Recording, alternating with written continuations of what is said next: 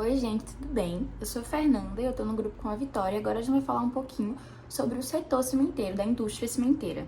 Então, como a gente tá falando aqui sobre o futuro energético da indústria cimenteira, a gente vai ter que tratar de um assunto muito importante, que é justamente o principal desafio.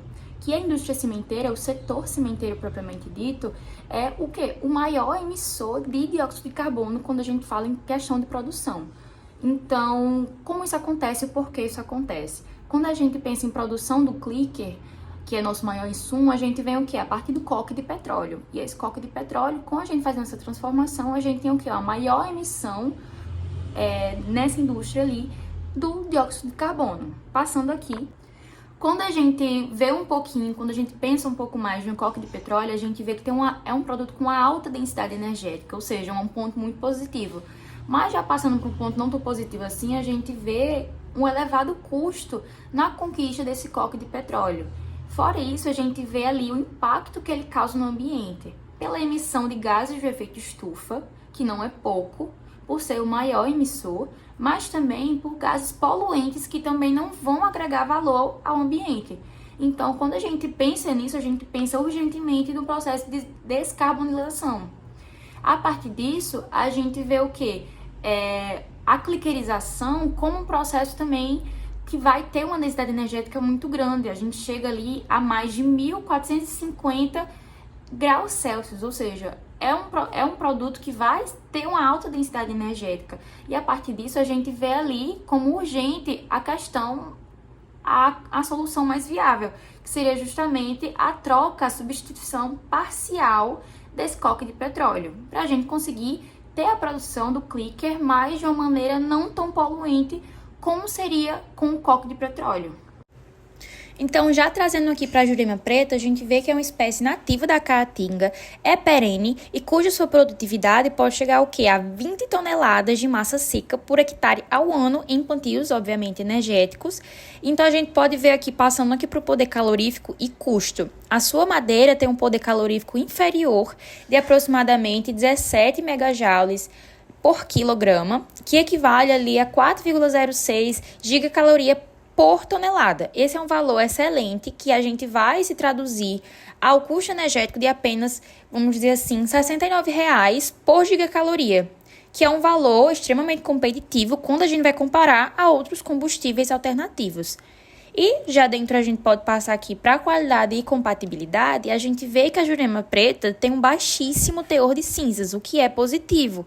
Vai variar ali de 0,5% e 1,5%, o que é comparável ao coque de petróleo e essencial para reduzir as incrustações, que é justamente aqueles problemas com o forno. E além disso, a gente vai ver que vai apresentar baixíssimos teores de enxofre e nitrogênio, que vai reduzir essas emissões. Então, vamos pensar assim, tecnicamente, ela é altamente adequada para a substituição parcial do coque, possuindo aqui um potencial com 5.000 hectares de caatinga sob manejo sustentável, lembrando, podendo atingir cerca de 60.000 toneladas anuais de madeira seca, o que representa um potencial energético de aproximadamente 243.600 gigacalorias por ano. A única condição, obviamente, é o manejo sustentável, a gente não pode esquecer que vai ser vital para garantir essa regeneração natural e evitar o risco de desmatamento, fora ter aí um melhor custo-benefício futuramente.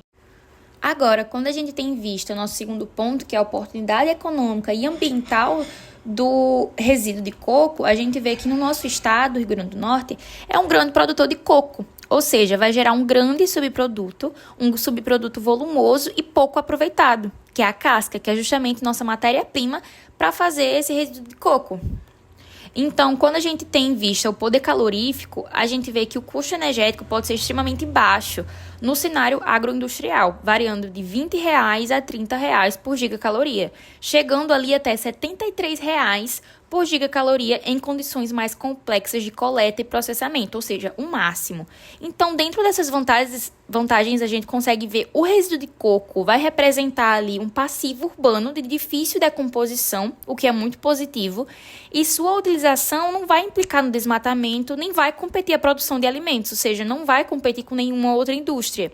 Assim como a lenha, ele vai possuir um baixo teor de enxofre e nitrogênio, sendo visto ali realmente como resíduo. E tem um potencial que a gente estima ali de aproveitamento de mais de 20 mil toneladas por ano, gerando ali cerca de 82 mil gigacalorias por ano.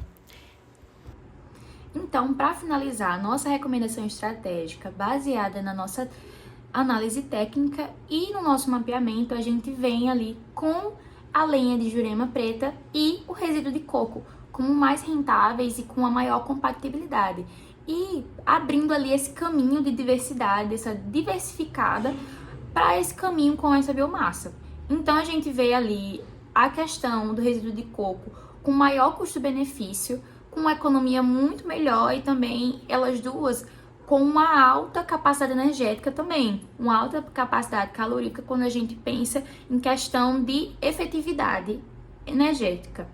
Então, trazendo mais para uma questão sustentável, trazendo mais para uma questão ali, visando a substituição desse coque de petróleo, com a diminuição dessa emissão, com essa emissão de forma mais precisa, de forma mais, no caso, menos prejudicial ao ambiente, a gente optaria por esse meio estratégico, que é a troca substancial, a troca parcial desse coque de petróleo pela lenha de Jurema preta ou pelo resíduo de coco. Então, a gente tem que pensar nesse meio, nesse caminho mais diversificado, nesse caminho que vai ter a sustentabilidade como foco. Então, para isso, a gente vem aqui com esse chamado para agir. Vamos ser um pouco mais sustentáveis nesse momento?